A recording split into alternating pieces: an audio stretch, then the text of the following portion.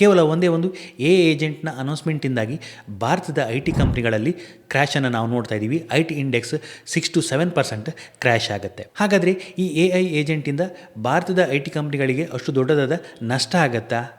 ಈ A I agent ಯಾವುದು, ಇದು ಏನು ಕೆಲಸ ಮಾಡುತ್ತೆ, ಭಾರತದ ಐ ಟಿ ಕಂಪ್ನಿಗಳ ಮೇಲೆ ಇದರ ಇಂಪ್ಯಾಕ್ಟ್ ಏನು ಅನ್ನೋದನ್ನು ಡೀಟೇಲ್ ಆಗಿ ತಿಳ್ಕೊಳ್ಳೋಣ. ಆಂಥ್ರೋಪಿಕ್ ಅನ್ನುವಂಥ ಒಂದು ಕಂಪನಿ ಈ ಎ ಐ ಏಜೆಂಟನ್ನು ಅನೌನ್ಸ್ಮೆಂಟ್ ಮಾಡುತ್ತೆ. ಓಪನ್ ಎ ಐ ಏನಿದೆ, ChatGPT, ಇದರ ಎಕ್ಸ್ ಎಂಪ್ಲಾಯಿ ಈ ಆಂಥ್ರೋಪಿಕ್ ಕಂಪನಿಯ ಫೌಂಡರ್. ಇವರ ಕರೆಂಟ್ ಎ ಐ ಮಾಡೆಲ್ ಯಾವುದು? Claude.ai ಅಂತ ನೀವು ಕೇಳಿರ್ಬೋದು. ಇದು ಒನ್ ಆಫ್ ದಿ ಪಾಪ್ಯುಲರ್ ಕೋಡನ್ನು ಮಾಡಲಿಕ್ಕೆ ತುಂಬ ಬೆಸ್ಟ್ ಇರುವಂಥ ಒಂದು ಎ ಐ ಪ್ಲ್ಯಾಟ್ಫಾರ್ಮ್. ಇವರೇ ಅನೌನ್ಸ್ ಮಾಡಿರುವಂಥದ್ದು ಕ್ಲಾಡ್ ಕೋವರ್. ಈ ಒಂದು ಅನೌನ್ಸ್ಮೆಂಟಿಂದಾಗಿ ಇಂಡಿಯಾದ ಐ ಟಿ ಕಂಪ್ನಿಗಳಲ್ಲಿ ಕ್ರ್ಯಾಶನ್ನು ನಾವು ನೋಡ್ತಾ ಇದ್ದೀವಿ. ಹಾಗಾದರೆ ಈ ಕ್ಲಾಡ್ ಕೋವರ್ಕ್ ಸ್ಪೆಷಲಾಗಿ ಏನು ಮಾಡುತ್ತೆ ಈಗಿರುವ ಎ ಐ ಏಜೆಂಟ್ಗಳಿಗೆ ಕಂಪೇರ್ ಮಾಡಿದಾಗ? ಆಲ್ರೆಡಿ ಕ್ಲಾಡ್ ಏನಿದೆ ಪ್ರೋಗ್ರಾಮಿಂಗಲ್ಲಿ ಬೆಟರ್ ಇರುವಂಥ ಒಂದು ಎ ಐ ಆಗುತ್ತೆ. ಈ ಕ್ಲಾಡ್ ಕೋವರ್ಕ್ ಏನಾಗುತ್ತೆ, ಒಂದು ಡಿಜಿಟಲ್ ಎಂಪ್ಲಾಯ್ ರೀತಿ ವರ್ಕ್ ಮಾಡುತ್ತೆ. ಈಗಿರುವ ಎ ಐಗಳಲ್ಲಿ ಅಥವಾ ಎ ಐ ಏಜೆಂಟಲ್ಲಿ ನಾವೇನು ಮಾಡಬೇಕಾಗತ್ತೆ, ನಮಗೇನು ರಿಕ್ವೈರ್ಮೆಂಟ್ ಇದೆ ಅದನ್ನು ಕೇಳಬೇಕಾಗತ್ತೆ, ಅದು ಮಾಡಿಕೊಡುತ್ತೆ. ಅದೇ ರೀತಿ ನಾವು ಪ್ರತಿ ಸ್ಟೆಪ್ಪಲ್ಲೂ ನಮ್ಮ ರಿಕ್ವೈರ್ಮೆಂಟನ್ನು ಹೇಳಬೇಕಾಗತ್ತೆ ಅಥವಾ ಅದಕ್ಕೊಂದು ಗೈಡ್ ಮಾಡಬೇಕಾಗತ್ತೆ. ಬಟ್ ಈ ಕ್ಲಾಡ್ ಕೋವರ್ಕ್ ಏನಿದೆ ಇದು ತುಂಬ ಅಡ್ವಾನ್ಸ್ ಎ ಐ ಆಗಿರುವಂಥದ್ದು. ಇದಕ್ಕೆ ನಾವು ಒಂದು ಎಂಡ್ ಗೋಲನ್ನು ಕೊಟ್ಟರೆ ಸಾಕು, ಇದು ಎಲ್ಲ ಕೆಲಸಗಳನ್ನು ಮಾಡುತ್ತೆ. ಕೋಡನ್ನು ಮಾಡೋದಾಗಿರ್ಬೋದು, ಅದರ ಟೆಸ್ಟಿಂಗನ್ನು ಮಾಡೋದಾಗಿರ್ಬೋದು, ಬಗ್ಗಳನ್ನು ಐಡೆಂಟಿಫೈ ಮಾಡೋದಾಗಿರ್ಬೋದು, ಅಥವಾ ಒಂದಷ್ಟು ಡಾಕ್ಯುಮೆಂಟೇಷನ್ಗಳನ್ನು ರೀಡ್ ಮಾಡಿ ಅದಕ್ಕೆ ಅನುಗುಣವಾಗಿ ಪ್ರಾಜೆಕ್ಟ್ಗಳನ್ನು ಬಿಲ್ಡ್ ಮಾಡೋದಾಗಿರ್ಬೋದು. ಸೊ ಒಂದಷ್ಟು ಅಡ್ವಾನ್ಸ್ ಕೆಲಸಗಳನ್ನು ಇದು ಮಾಡುತ್ತೆ. ಇಲ್ಲಿಯವರೆಗೆ ಅಂತ ಹೇಳಿದರೆ ನಮ್ಮ ಫೋಲ್ಡರ್ನ ಆ್ಯಕ್ಸಸ್ ಕೊಟ್ಟಾಗ ಅದು ನಮ್ಮ ಫೋಲ್ಡರಲ್ಲಿರುವಂಥ ಕಂಟೆಂಟ್ಗಳನ್ನು ಮಾಡಿಫೈ ಮಾಡೋದಿರ್ಬೋದು, ಹೊಸ ಫೋಲ್ಡರನ್ನು ಮಾಡೋದಾಗಿರ್ಬೋದು, ಅಥವಾ ಒಂದಷ್ಟು ಎಕ್ಸೆಲ್ ಫೈಲ್ಗಳಲ್ಲಿ ಏನೋ ಚೇಂಜಸನ್ನು ಮಾಡಬೇಕು, ಡಾಟಾವನ್ನು ಫಿಲ್ ಮಾಡಬೇಕು, ಡಾಟಾವನ್ನು ಇರೇಸ್ ಮಾಡಬೇಕು, ಬೇಕಿರುವ ಡಾಟಾವನ್ನು ಫಿಲ್ಟರ್ ಮಾಡಬೇಕು ಅಂತಿದ್ರೆ ಅದನ್ನು ಕೂಡ ಇದು ಈಸಿಯಾಗಿ ಮಾಡುತ್ತೆ. ಅದೇ ರೀತಿ ಒಂದಷ್ಟು ಫೈಲ್ಗಳನ್ನು ರೀಡ್ ಮಾಡೋದಾಗಿರ್ಬೋದು, ಡಾಕ್ಯುಮೆಂಟೇಷನ್ಗಳನ್ನು ರೀಡ್ ಮಾಡಿ ಅದನ್ನು ಅಂಡರ್ಸ್ಟ್ಯಾಂಡನ್ನು ಮಾಡಿಕೊಂಡು ಅದಕ್ಕೆ ಬೇಕಾದಾಗ ಪ್ರೊಜೆಕ್ಟನ್ನು ಮಾಡುವಂಥದ್ದು, ಹಾಗೆ ಒಂದಷ್ಟು ಲೀಗಲ್ ಡಾಕ್ಯುಮೆಂಟ್ಗಳನ್ನು ನೋಡಿಕೊಂಡು ಅದನ್ನು ಅನಲೈಸ್ ಮಾಡಿ ಕರೆಕ್ಟ್ ಆದೊಂದು ರೆಕಮೆಂಡೇಷನನ್ನು ಮಾಡುವಂಥ ಕೆಲಸವನ್ನು ಮಾಡುತ್ತೆ. ಸೊ ಈಗ ಐ ಟಿ ಕಂಪ್ನಿಗಳಲ್ಲಿ ಅಥವಾ ಬೇರೆ ಕಂಪ್ನಿಗಳಲ್ಲಿ ಒಂದಷ್ಟು ಟೀಮಾಗಿ ಯಾರು ವರ್ಕ್ ಮಾಡ್ತಾ ಇದ್ದೋ, ಟೀಮಾಗಿ ಏನು ವರ್ಕ್ ಮಾಡ್ತಾರೆ ಆ ವರ್ಕನ್ನು ಈ ಒಂದು A I agent completely handle ಮಾಡುವಂಥ ಒಂದು ಕೆಪಾಸಿಟಿಯನ್ನು ಹೊಂದಿದೆ ಅಂತ ಹೇಳಲಾಗ್ತದೆ.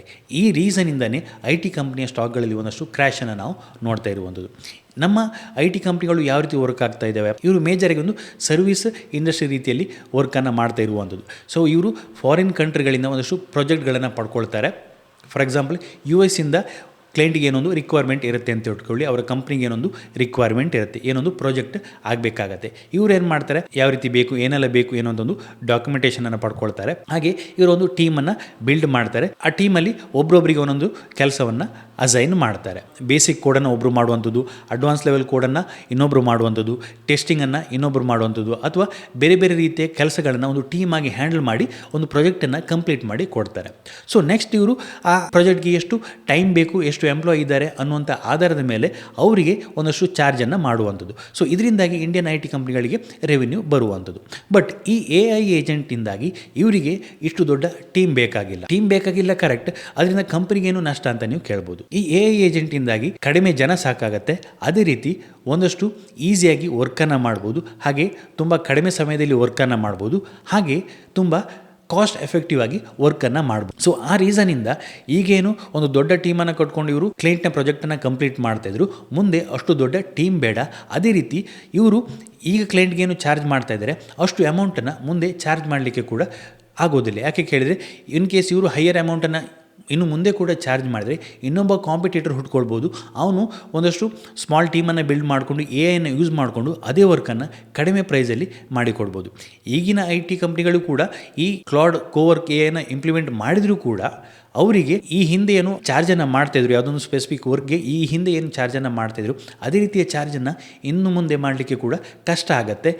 ಯಾಕೆ ಕೇಳಿದರೆ, ಎ ಐ ಬಂದ ರೀಸನ್ನಿಂದ ಇನ್ನೊಬ್ಬ ಕಾಂಪಿಟೇಟರ್ ಹುಡ್ಕೊಳ್ತಾನೆ, ಅವನು ಕಡಿಮೆ ಪ್ರೈಸಲ್ಲಿ ಇದನ್ನು ಮಾಡಿಕೊಡ್ಬೋದು. ಅಥವಾ ಆ ಕಂಪ್ನಿಗಳೇ ತನ್ನದೇ ಆದ ಒಂದು ಟೆಕ್ ಟೀಮನ್ನು ಬಿಲ್ಡ್ ಮಾಡಿಕೊಂಡು ತನಗೆ ಬೇಕಾಗುವ ಪ್ರಾಜೆಕ್ಟನ್ನು ಅವರೇ ಮಾಡ್ಕೊಳ್ಬೋದು, ಈಸಿಯಾಗಿ ಮಾಡ್ಕೊಳ್ಬೋದು. ಈ ಹಿಂದೆ ಏನಾಗ್ತಾಯಿತ್ತು, US ಅಥವಾ ಬೇರೆ ಕಂಟ್ರಿಗಳಲ್ಲಿ ಲೇಬರ್ ಕಾಸ್ಟ್ ತುಂಬ ಜಾಸ್ತಿ ಇದ್ದ ಕಾರಣದಿಂದಾಗಿ ಅವರು ತನ್ನ ವರ್ಕನ್ನು ಔಟ್ಸೋರ್ಸ್ ಮಾಡ್ತಾಯಿದ್ರು. ಸೊ ಇವರು ಇಂಡಿಯಾದ ಐ ಟಿ ಕಂಪ್ನಿಗಳು ಆ ವರ್ಕ್ಗಳನ್ನು ಮಾಡಿಕೊಡ್ತಾಯಿದ್ರು. ಸೊ ಅವರಿಗೆ ಅದು ಕಾಸ್ಟ್ ಎಫೆಕ್ಟಿವ್ ಆಗ್ತಾಯಿತ್ತು. ಈ ಎ ಐನ ಕಾರಣದಿಂದಾಗಿ ಇನ್ನು ಮುಂದೆ ಇವರು ಕೂಡ ಸೇಮ್ ಕಾಸ್ಟಲ್ಲಿ ಅದನ್ನು ಮಾಡಿಕೊಡ್ಬೇಕಾಗತ್ತೆ. ಸೊ ಆ ರೀಸನಿಂದ ಮೇಜರಾಗಿ ಒಂದಷ್ಟು ರೆವಿನ್ಯೂ ಇವರಿಗೆ ಕಡಿಮೆ ಆಗ್ಬೋದು. ಸೊ ಇದೇ ಒಂದು ರೀಸನ್ನಿಂದಾಗಿ ಐ ಟಿ ಕಂಪ್ನಿಯ ಸ್ಟಾಕ್ಗಳಲ್ಲಿ ಒಂದು ಕ್ರ್ಯಾಶನ್ನು ನಾವು ನೋಡ್ತಾ ಇದ್ದೀವಿ. ಸೊ ಹಾಗಾಗಿ ಇಂಡಿಯನ್ ಐ ಟಿ ಕಂಪ್ನಿಗಳಿಗೆ ಇದೊಂದು ಚಾಲೆಂಜ್ ಅಂತಲೇ ಹೇಳ್ಬೋದು. ಸೊ ಇದನ್ನು ಇವರು ಯಾವ ರೀತಿ ಟ್ಯಾಕಲ್ ಮಾಡ್ತಾರೆ ಅನ್ನೋದನ್ನು ನಾವು ನೆಕ್ಸ್ಟ್ ನೋಡಬೇಕಾಗತ್ತೆ. ಇದಿಷ್ಟು ಈ ವಿಡಿಯೋದಲ್ಲಿ. ನಿಮ್ಗೇನಾದರೂ ಈ ವಿಡಿಯೋ ಇಷ್ಟ ಆಯಿತು ಅಂತೇಳಿ ಲೈಕ್ ಮಾಡಿ, ನಿಮ್ಮ ಸಜೆಷನ್ಸನ್ನು ಕಮೆಂಟ್ ಮಾಡಿ. ಇನ್ನು ಹೆಚ್ಚಿನ ವಿಡಿಯೋಗಳಿಗಾಗಿ ನಮ್ಮ ಯೂಟ್ಯೂಬ್ ಚಾನಲನ್ನು ಸಬ್ಸ್ಕ್ರೈಬ್ ಮಾಡ್ಕೊಳ್ಳಿ. Thank you.